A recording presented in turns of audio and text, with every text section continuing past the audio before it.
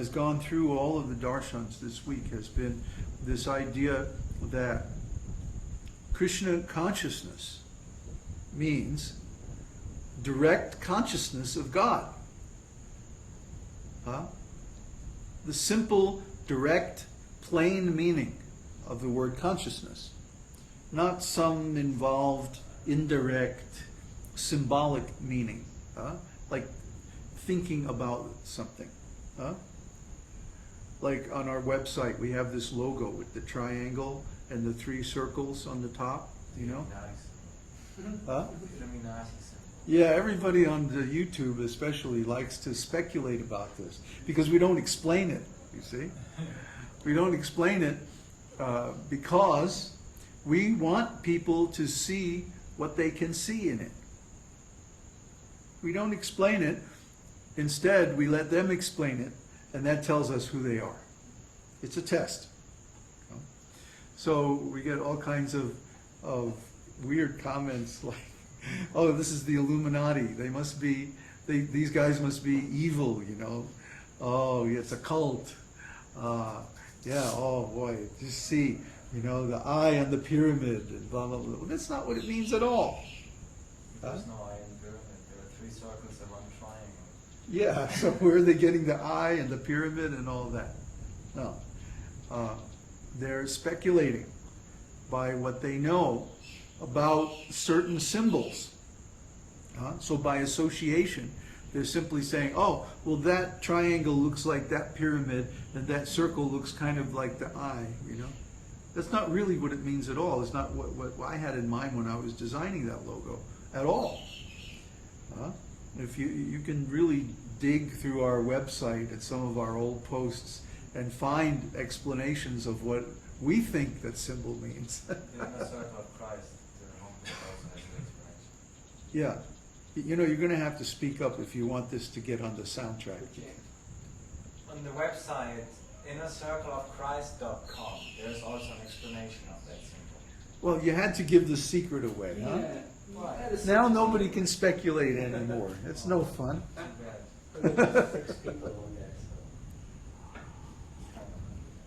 That's not a very popular website, is it?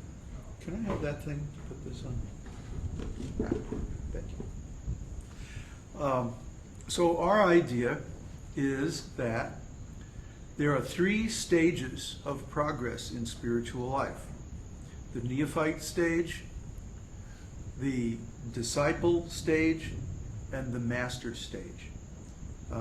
Or the offensive stage, the clearing stage, and the perfect stage. Or the Kanishta Adhikari, the Madhyama Adhikari, and the Uttama Adhikari. These are given in the scriptures. We're not making this stuff up. These 3 stages of advancement are there in every spiritual process, but especially in the process of bhakti yoga, devotional service. We have these 3 stages. In the beginning, someone is attracted to devotional service or Krishna consciousness because they see, oh, there's some benefit I can get here. I can make my life better. I can feel better. I can become fortunate. I can become knowledgeable. I can become purified. And because of that, I'm going to make spiritual advancement, and that's good for me. Then, when someone actually understands this philosophy, their whole point of view changes.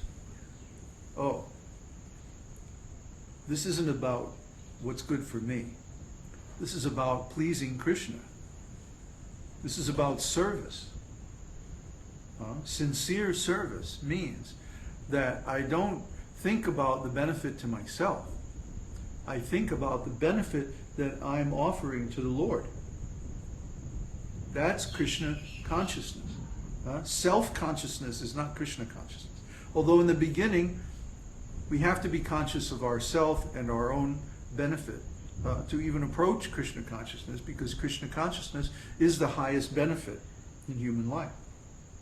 But that's not how you get Krishna consciousness. If you're thinking about yourself all the time and what can I get out of this, then that's me consciousness. So Krishna consciousness means not thinking about myself and my benefit, but thinking about what I can offer to Krishna that will please him.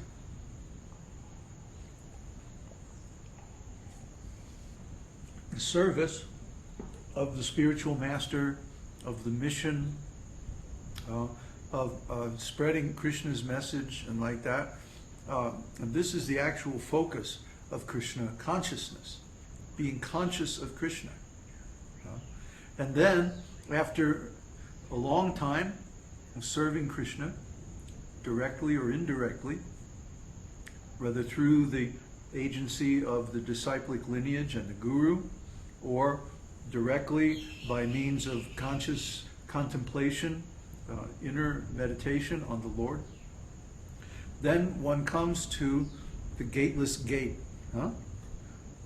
the door to the divine, which is in the heart. And by knocking on this door, Hare Krishna, knock, knock, knock. Eventually Krishna will come out. We can't go in because that's Krishna's place. But he can come out and meet us and invite us back to home. And at that time we enter the highest circle, the most inner circle, the esoteric circle, or the status of a perfect devotee. Uttama Adhikari. Uttama means the highest, the ultimate. So these are the three stages of spiritual life. Or we can call them the exoteric circle, the level of external religion, where someone executes external pious activities and religious rituals and different processes that involve engaging the material senses and mind and so forth. Then there's the mesoteric circle, when one actually becomes a disciple and is initiated into the mystery of spiritual life, which means we begin to develop direct consciousness of the Lord. And when that consciousness is mature and complete and Krishna is satisfied, then he invites the disciple into the esoteric circle, the highest level of actual self-realization. That's the meaning of our symbol. And the triangle is the human race. On the bottom, it's very wide. Many, many people are there. And at the top, it's very narrow. Only a few people can be there. So the path of spiritual life begins somewhere in the middle. As one is becoming more intelligent, more advanced in knowledge, then he starts to realize, wait a minute, if God is real, then there has to be both a process to reach him, and there has to be some trace. There has to be some record of God. There has to be some message from God. If God is real, he's not just going to be off somewhere in some transcendental reality.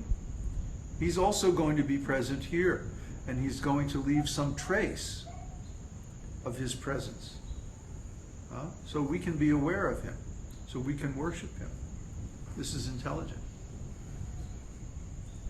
So when one starts to look for with this trace, what is the impact, what is the influence, or what is the message that God has left? And where is it? How is it encoded? It may not be plain and obvious. It may be hidden somewhere. Where can I find it? Whether it was hidden by God or whether it was hidden by other people later, still it's hidden, because in this world you don't like walk down the street and here's a big billboard saying, "Hi, from God," You just don't see that. It's hidden. It's not obvious. You have to search for it. And after searching for many, many years, you may find many false messages that claim to be from God, but actually aren't. And how do you know the difference? Because when you act according to those messages, you don't get any result. Everything stays the same. But we all find that when we act according to this message from Krishna, immediately our consciousness changes. Now, consciousness is one of those things that everyone takes for granted, isn't it? We don't think about consciousness. Why? Because consciousness is just there. It's always there. And so we give a lot of attention to the contents of our consciousness. What book did I read last week? What movie did I see? Oh, did you hear what so-and-so said about such and such? And, gossip, and then in our work, and all of our family and other relationships with people. We pay a lot of attention to all that. But we don't really pay any attention to consciousness itself. We more or less take it for granted. Last time I showed the example of the mirror. That when you hold up the mirror, it reflects whatever is in front of it. So we take it for granted that a mirror is just going to reflect